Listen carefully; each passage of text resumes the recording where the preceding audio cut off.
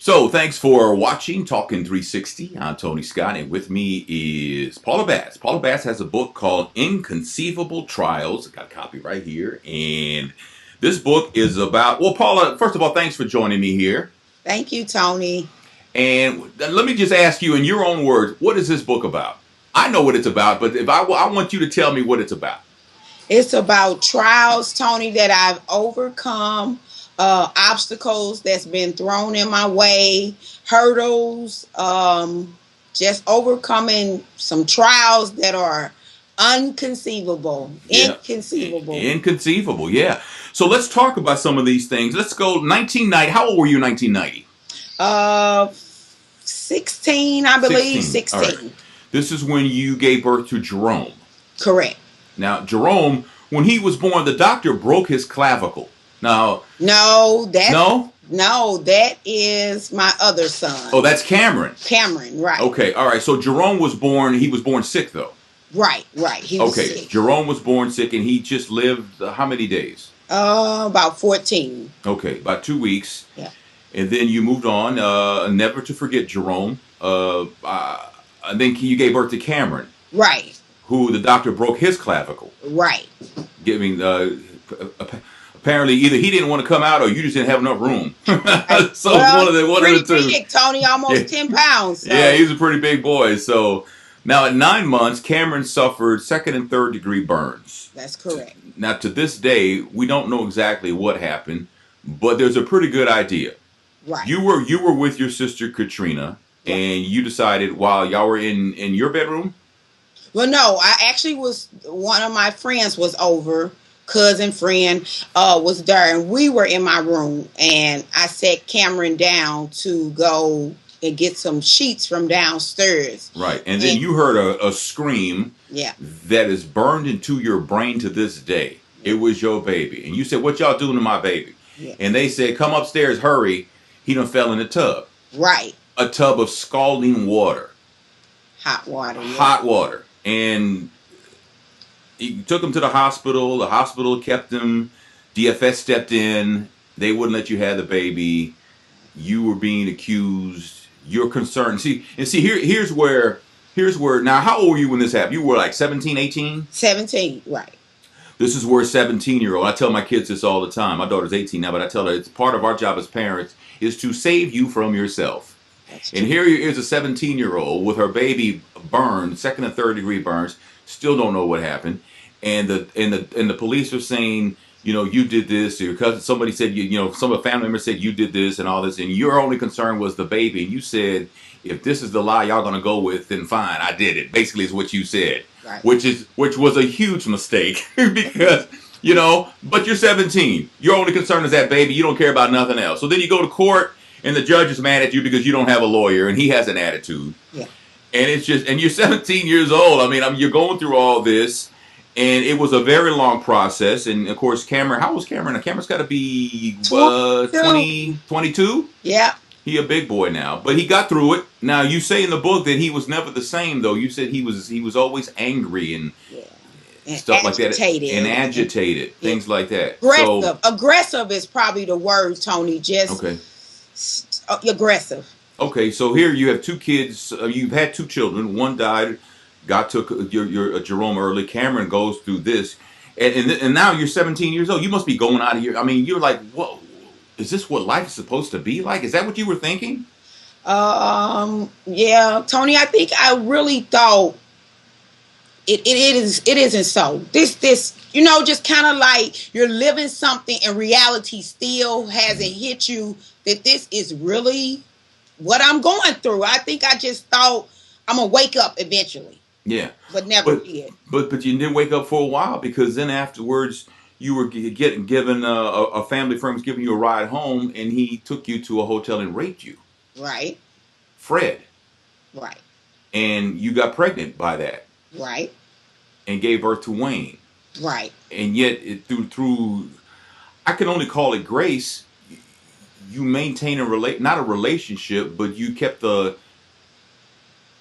Fred wasn't kept from his child. Fred was still around, and so was his family. Right. How does someone who is raped find the grace to forgive, to include your rapist family in your child's life? How do you do that? But I guess, Tony, as the community we're raised in, do you know we just now probably put a label on that? We just ignore it. It happened. You don't talk about it. It's just something that you went through. I'm just now being able to say it was rape. For those years, I just took it as he did it and I got to deal with it. I never could face it. I just never faced it. Now I do, but it's been so many years. I just coped with it and I dealt with it. Man, do you think that happens a lot in the African American community? The young ladies are raped and nothing's ever said? Yeah, it does. You know it does, Tony. It does. I know other people. We do. I mean, that's a part of something we're dealing with more now, but not back then. You know, not back then. It was something, what would the old cliche say? You were doing something you weren't supposed to. Not blaming the man. Mm-hmm. It was you. Had you been home, this wouldn't have happened. You know, we just... Yeah, but Paula, you were dependent on Fred, a family friend, to give you a ride home because he said he would. But, Tony, we look at it, if you never went there, this wouldn't have happened. You know, we put blame where it shouldn't be. We don't want to face it. Yeah, I see what you're saying. Now, what long after that, you were 18 years old, and it was a hot day in August, and your mom's coming home from work, and she has to walk because her ride ain't there, and then your cousin Ricky goes and picks her up and brings her home, and she's not feeling well. That heat got her. I don't know what it was, but it turns out she has a heart attack. A massive heart attack, and she lives for how many days? No, it was just over the night. Over the night. She died overnight. But while everybody's at the hospital, you find out Michael, your brother, is going through mom's belongings at the house. Right. When we got home, the house was tore up. Didn't know kind of what was going on. We knew the paramedics had rearranged some stuff, but not to that degree. Yeah. So, and at this point, though, with mom being gone, what Michael did is not even really important anymore. No. Your mom is gone. Your support system is gone. Your heart, your best friend, your mother is gone. Yes. You know, and you're 18 years old. With two children. Nowhere to go. And then at the funeral, your Aunt Esther, your mom's sister, accuses you of killing your mother. Right. Now, where the hell did she get that? Because my mother, she didn't smoke. She didn't drink. She was healthy. Nobody healthy just dies. Mm-hmm. But it does happen. And as in the black community, once again, we don't believe that heart attacks are silent killers. They are. So I guess it just didn't look right to her. So she said, I killed her. Have you spoken to her yet to this day? And believe it or not, she now sees me and kind of takes her breath and she gets her breath back and then she gives me a hug. Kind of like she doesn't believe what she's seen. Said and doesn't know how to say I'm sorry. Yeah. Well, it happens. Now after that, then where you're living, your mom's house, it goes into foreclosure. So now you got nowhere to go. Right. I mean, these are all challenges. These are all hurdles that you're having to go through. You're not even old enough to buy liquor yet. No, I wasn't. No, you're not. Didn't have a job, mind you, no employment. Yeah. I mean, I'm 18 years old wondering if I go buy condoms, am I going to be embarrassed? And here you are, you're going through all this stuff like this. So you move in with a cousin named Sandy. Yeah. And that was kind of cool for a minute. But then for whatever reason, Sandy decides to have her... I don't know what's going through Sandy's mind, but Sandy accuses you of sexually abusing one of her children. Right. Or now, allowing someone. Or allowing someone to sexually abuse your child. Now, the police get involved, and there's an examination, and come to find out, ain't nothing happened to this child. Right. Why would Sandy do that? Well, she wanted me to bring her home then. I had went out over one of my other friend's house, and she wanted... Yeah, but you told her I'd be home when I get a ride. Right, but she didn't want to wait. She wanted her then. So she accuses you of letting somebody sexually abuse her child? Well, she knows she would get home then because the police would bring her home. Well, they actually took her to the hospital, but yeah. That is horrible. Why was do you ever speak to Sandy? Believe it or not, Tony, we actually have a relationship. We do. I mean, y'all ever talk about it? No, because she still lies to this day and tells people that she don't think I know that I let that happen to her daughter. So how can you be friends with her? Well, I mean, we don't talk as much as we used to, but I mean, I'm cordial to her. I speak to her, I hug her, I give her a kiss. And Tony, I can't let my tragedies define me. I mean, if you are a liar, that's who you are. It's not who I am. And the truth doesn't need any support. So after this, and we're talking with Paula Bass on Talking 360 about her book, which is called Inconceivable Trial. This is a great book about overcoming hurdles in life, and she talks about how God pulled her out of a fire more than one time, and she kept the faith, even when she promised God, if you help me with this car, I will be at church every Sunday. He got her the car. She didn't go to church. How many of us have done that, right? So after the Sandy thing, you end up moving in with Katrina, your sister. Now, Katrina is the person who was involved somehow, some way, although it was never said, in Cameron being burned when he was a baby. Right. Now, whatever came of that back then, in order for you to be able to get Cameron back, Katrina had to move out. Right. No one has ever said that Katrina did it. No one has ever said Katrina didn't do it. We don't know, but there had to be some saltiness there because she had to leave so that Cameron could come home. But now, a couple of years later, you're living with her. Right. She fussed. Yeah. She complained. She hated me. She despised me. But she took you in. She did, but it didn't last long. Oh, yeah. She called my grandmother every day. I want her out of my house. So, well, whose idea was it for you to move in with Katrina? My grandmother's. Oh, your grandmother. But Katrina had to agree to it. It's her house. Well, yeah, but I think, yeah, she did, but she didn't want to. Well, how's your relationship with Katrina? We are on speaking terms, and that's probably about it. Okay.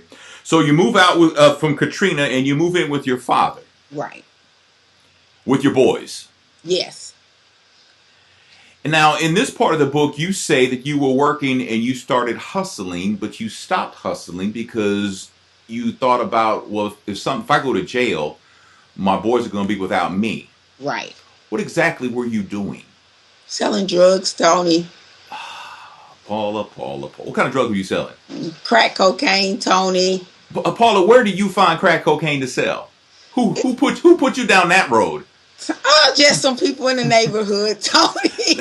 Now, were you a good crack dealer? Well, I think I made enough to be able to buy more. So you were good at it. Well, I had some help from yeah. So when you decided not to do it anymore, did you still have crack? Or did you give it away? Did you not? No. Were you between deals or something? Or what?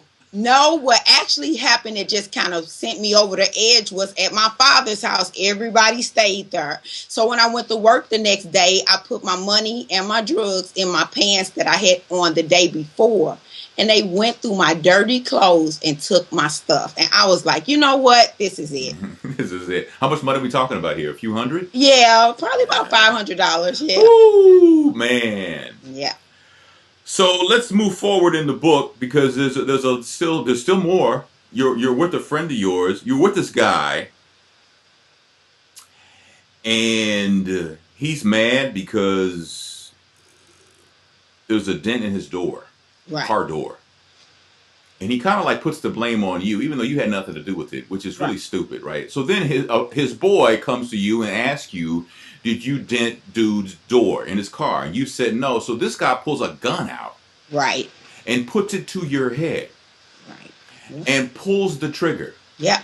The gun didn't go off. For whatever reason, I guess God put his finger. No, it went off, Tony. But it didn't fire. It went off. Where'd the bullet go? It went through the windows. Okay, so he has a gun at your head and he can't even do that. Well, no, he did it. It was no. I'm saying he can't even put the bullet in your head because the gun is right here and he still can't put the bullet in your head. Right. You're right. I guess that's my point. And what happened to him? He went to jail. They finally caught him. Yeah, they caught him. Yeah. So he was ready to kill. It wasn't even his car or his door.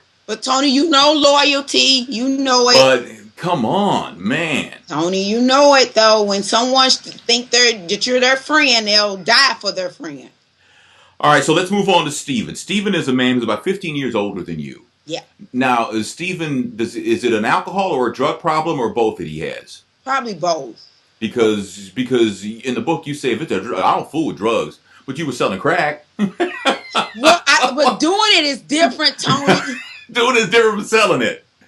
Okay, all right. So, but in this relationship, you get pregnant and you give birth to your daughter, Tweety. Right. And, well, Tweety's now grown. She's getting ready to go to school now. But Tweety's your baby girl. Up to this point, you've had boys. Now you have a baby girl. Right.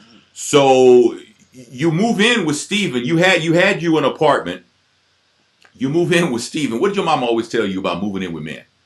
Do not let your place go to stay with a man. He can put you out at any time and you have nowhere to go. And you went right past that stop sign, didn't you? You blew right through that red light, didn't you? I did. And you moved in. And what happened? He put me out. God.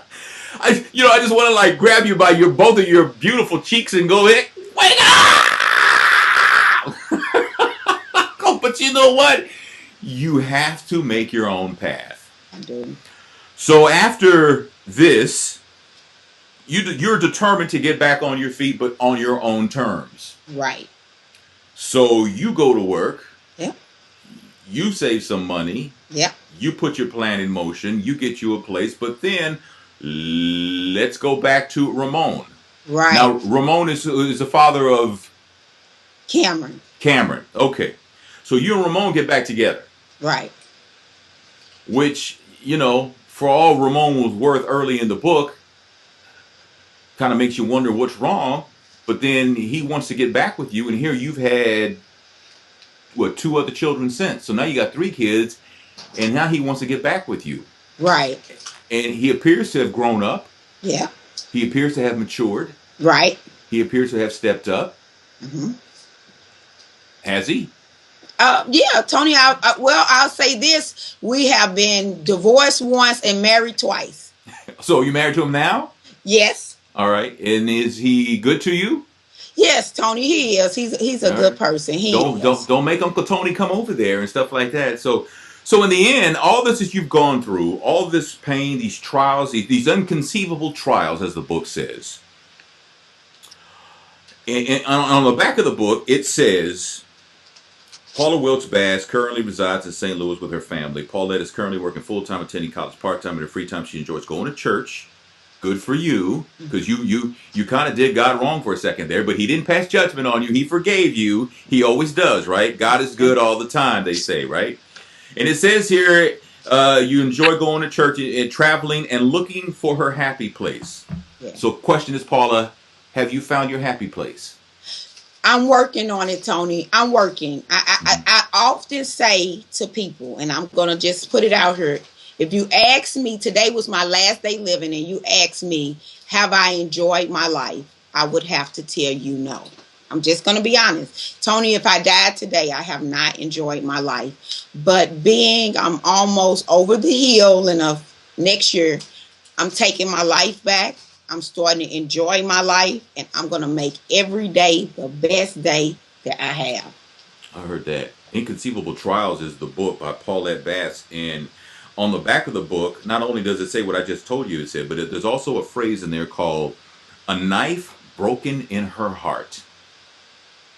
And I think if there were ever 6 words that was a pretty accurate description of inconceivable trials, it would be a knife broken in her heart.